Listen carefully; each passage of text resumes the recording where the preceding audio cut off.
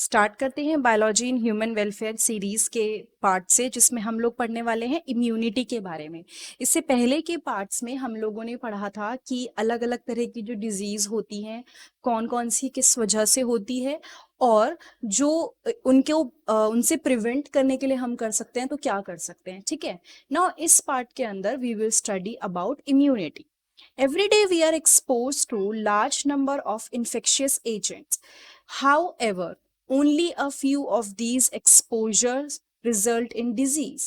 ऐसा नहीं है कि हम लोग डेली डेली जब हम कहीं बाहर जाते हैं तो हमें कोई मतलब इन्फेक्शियस एजेंट नहीं हम पे आता।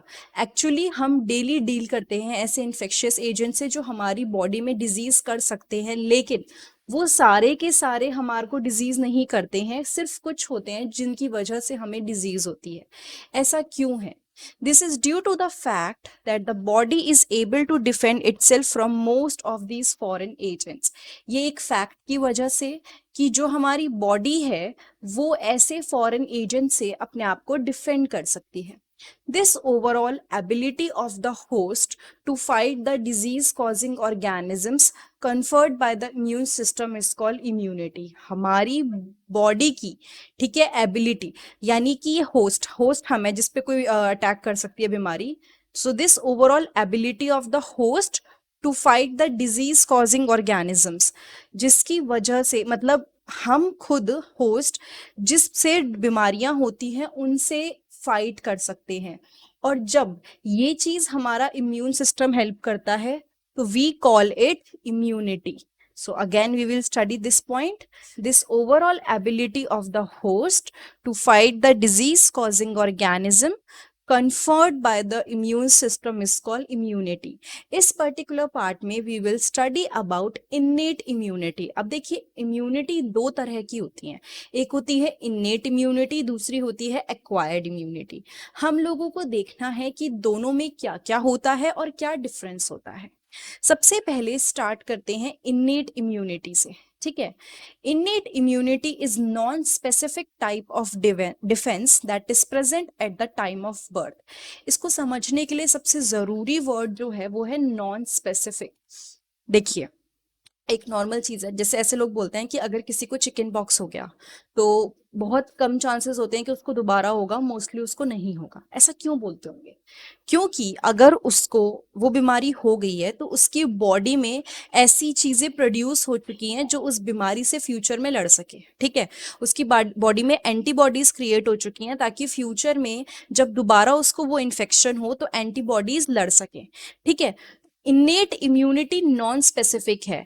यहाँ पे इन्नेट नॉन स्पेसिफिक किसी बीमारी के लिए स्पेसिफिक नहीं है कि इस बीमारी से आगे लड़ लेगी, लेकिन जो एक्वायर्ड इम्यूनिटी होती है वो स्पेसिफिक होती है, उसकी मेमोरी होती है। जो हमने चिकन पॉक्स वाला एग्जाम्पल रखा, तो कोई भी बीमारी कई बार होती है तो उसकी ना बॉडी में एंटीबॉडीज क्रिएट होती हैं। तो ये सब काम इन्नेट इम्यूनिटी का नहीं है, ये सब काम है एक्वायर्ड इम्यूनिटी का। इसलिए स्पेसिफिक यानी इस पर्टिकुलर बीमारी के लिए मेमोरी क्रिएट करना या उस पर्टिकुलर बीमारी के लिए हमारे हमारा इम्यून सिस्टम वर्क करता है। लेकिन नॉन स्पेसिफिक का मतलब है सबके लिए सेम, कोई मतलब स्पेसिफिक टाइप ऑफ डिफेंस नहीं होता, जो है वो बचपन से ही प्रेजेंट है।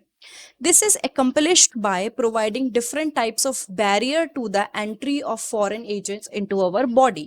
अब ये कैसे हम लोगों को प्रोटेक्ट करती है या innate immunity कैसे काम करती है?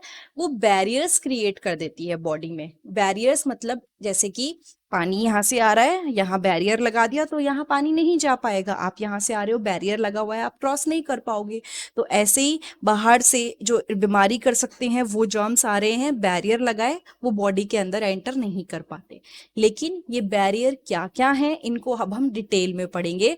Mostly there are 4 type of barriers, जिसको बोलते हैं first one is our physical barrier. Now क्या होता है, एक बार ढंग से पढ़ते हैं। स्किन, सबसे पहली चीज तो ये स्किन है। ठीक है, हमारी बॉडी में हमें जो प्रोटेक्ट कर लेता है वो स्किन है, क्योंकि वो माइक्रो ऑर्गेनिजम्स को बॉडी के अंदर एंटर ही नहीं करने देता, आधी चीजें तो यहीं रुक जाती हैं। ठीक है, mucus coating of the epithelium lining of the respiratory, gastrointestinal and urogenital tract also help in trapping micro organism entering our body.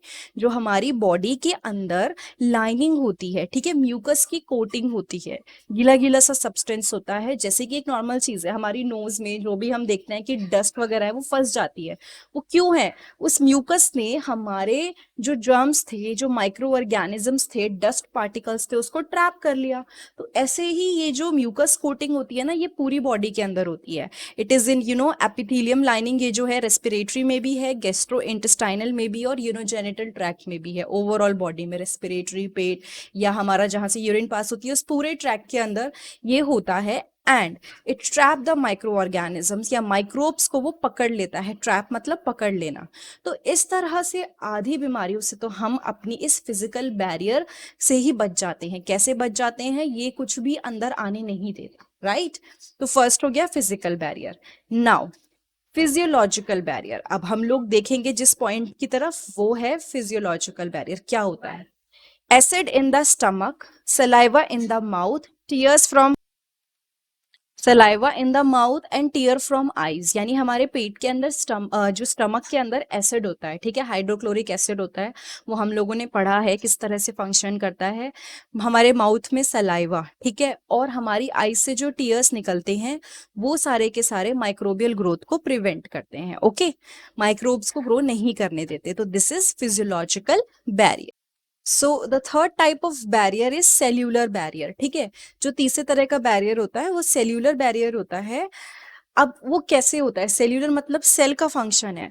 Certain type of leucocytes, WBC, white blood cells लिखा है, जो हमारी बॉडी के अंदर होते हैं, जैसे कि polymorpho nuclear leucocyte, PMNL, neutrophils and monocytes and natural killer type of lymphocytes in the blood as well as macrophages in tissue can phagocytose and destroy microbes। ये जितने भी नाम लिखे हैं, मोनोसाइट्स हो गए आपके, या फिर PMNL हो गया, इसके कई बार फुल फॉर्म पूछ ली जाती है, आपको अच्छे से पढ़ना है इसको। ये क्या करते हैं? ये प्लाज्मा मेम्ब्रेन की हेल्प से जो भी बाहर के फॉरेन एजेंट्स होते हैं, जर्म्स होते हैं, उनको खत्म कर देते हैं। ये जो आपने एक टर्म देखी है यहाँ पे लिखी है, फेगोसाइटोस। फेगोसाइटोस में सेल प्लाज्मा मेम्ब्रेन को यूज करके क्या करता है? पूरा कवर कर लेता है। एक एग्जांपल देती हूँ, जैसे समझ लीजिए यहाँ पे कुछ है, ठीक है, तो यहाँ से प्लाज्मा मेम्ब्रेन आएगा और वो पूरा का पूरा उसको लेगा और उसको फिनिश कर देगा। सो यहाँ पे क्या हुआ? सेल ने जो माइक्रोब्स थे जिससे डिजीज हो सकती है उसको पूरी तरह से डिस्ट्रॉय कर दिया। Now the last barrier is cytokine barrier. Virus infected cell secrete protein called interferons which protect non-infected cell from further viral infection। यानी कि जिन सेल में ऑलरेडी इन्फेक्शन हो चुका है, वायरस इन्फेक्टेड सेल, वो ऐसे प्रोटीन सीक्रेट करते हैं जिसको बोलते हैं इंटरफेरॉन। फिर से सुनिए, virus infected cell protein secrete करते हैं जिसको हम बोलते हैं इंटरफेरॉन, और वो क्या करता है? नॉन इन्फेक्टेड सेल, जिसको अभी तक कोई परेशानी नहीं हुई है, ऐसे सेल को प्रोटेक्ट करता है फर्दर वायरल इन्फेक्शन से।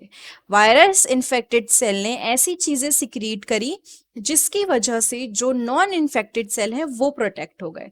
सो ये हमने जो पढ़ा पूरा का पूरा इन्नेट इम्यूनिटी के अंदर आते हैं 4 टाइप ऑफ बैरियर्स। फर्स्ट है physical barrier, second is physiological barrier, third is cellular barriers and fourth is cytokine barriers। ये आपको बहुत अच्छे से पढ़ना है, इंपॉर्टेंट टॉपिक है। इनफैक्ट आगे कभी आप जब एग्जाम वगैरह देंगे तब भी ये डिटेल में पूछा जाता है, तो इस चीज का आपको ध्यान रखना है।